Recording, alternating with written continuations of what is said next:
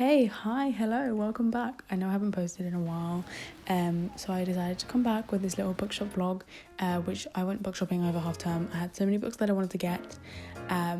So this is the first store, which is a charity bookstore, and I absolutely love it here, and I actually donated some books as well.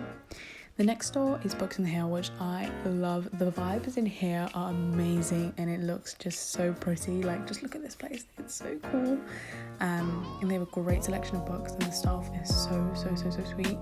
And I definitely love it here.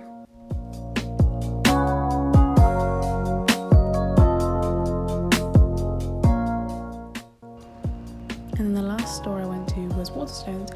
I actually had a gift card here from Christmas, so I bought 3 books on a gift card.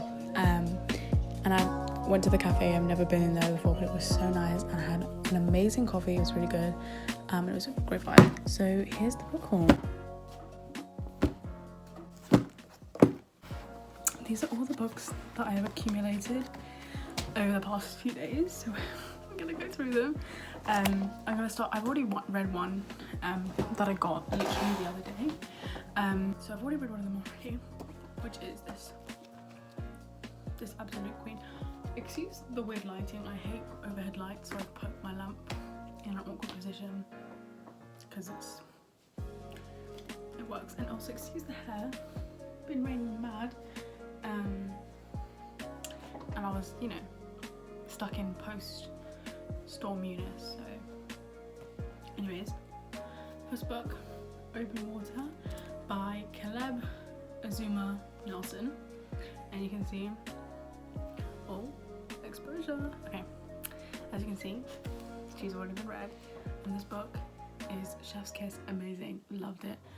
I cannot wait to read his new book. It's coming out in 2023, so next year.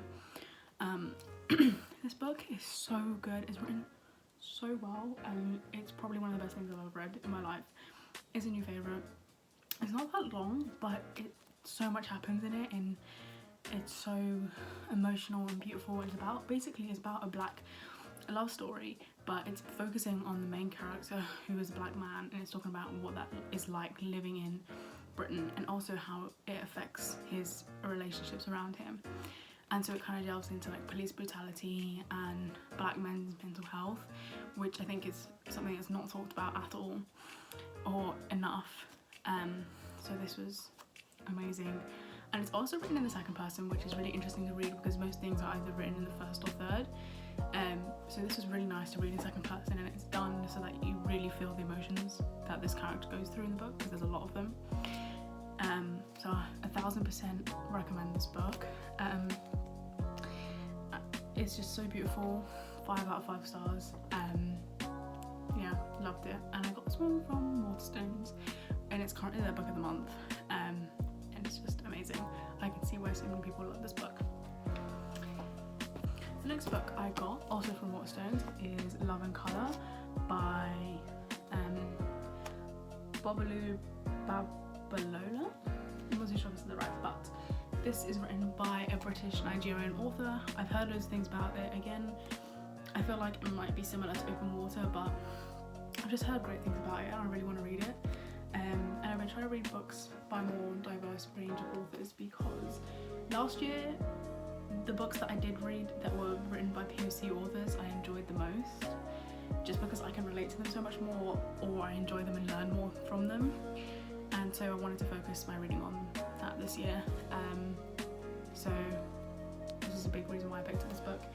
And so it's Mythical Tales from Around the World Retold is what it says down there.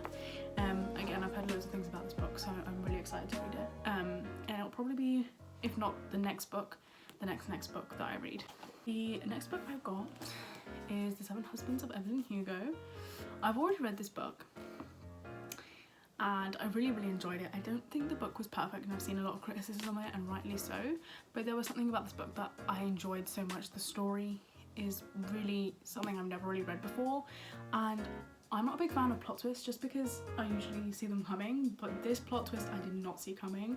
So I definitely want to reread this book and kind of pick up on the things that I missed. And I had been in a reading slump since I read this book at the end of January, and I read Open Water, and that got me out of a reading slump. So again, read that book. But I wanted to have my own copy because I actually got this, I borrowed this book from a friend, so I didn't get to like write in it and annotate it, which I love doing, so I got that. And the next book I got was The Secret History by Donna Tartt. Again, heard so many things about this book.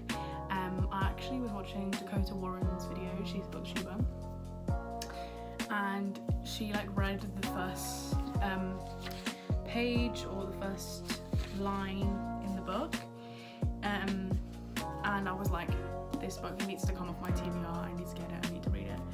It's kind of big, it's like 600 pages, but again, I've heard so many things about it that I really wanted to have my own copy and read. This one's gonna seem a little bit random, but this is Much Ado About Nothing by, you know, Shakespeare. If you didn't know that, you should. But I read this in like, I think it was like year 8 or year 9, and then we watched the movie that has Emma Thompson in it, and I really enjoyed the movie, and I really enjoyed the book when I read it, because we read it in English, in like an English lesson. I'm not too sure why we read it, but it's not a tragedy, it's like a romance / comedy, I think is what it goes under, and I really enjoyed it, so I wanted to read more classics. I wanted to read more classics, there we go. And this is, you know, as classic as it gets, I guess. Paper break. Then we have got Daisy Jones and the Six, Taylor Jenkins Reid. Again, heard so many things about this one, and it's historical fiction. I think that's what Taylor Jenkins Reid's like main genre is, because I've read Evidence of the Affair and Seven Husbands, and they're both historical fiction, which, if you didn't know, is my favourite genre. I love historical fiction books. I read so much of them, so I wanted to pick this up because, again, I heard so many things about this, and I just thought it'd be a good book to kind of like delve into. I think it's completely different to the Seven Husbands, because I know Malibu Rising is based off the fourth husband, like I think it's Mike Rivera, I think his name is. It's like kind of based off of him in Malibu Rising, but I didn't want to read any more of that kind of realm of things, and I will get around to it, but I wanted to read this one first, so I got it. Then the next two books I picked up from the charity shop, and the Oxfam one, Slaughterhouse 5. It is a modern classic, I believe, so I'm really excited to read this. I'm not too sure exactly what happens. I know it's about like something going on like Second World War, prisoner of war kind of stuff. It's not very long, so it'll be nice to get into a classic, and I've actually had this on my TBR for a long time. Someone recommended it to me. And then the last book I got is The Lord of the Flies by William Golding. I think this used to be like a really common book that was done in like literature studies and stuff, even in England, I think, for like GCSEs and stuff, but it's not anymore. And I've heard things about it. Like I said, I wanted to read more classics. I don't know too much about it, but someone recommended it to me, so I fully trust them. And I think I'm going to read this one next, so.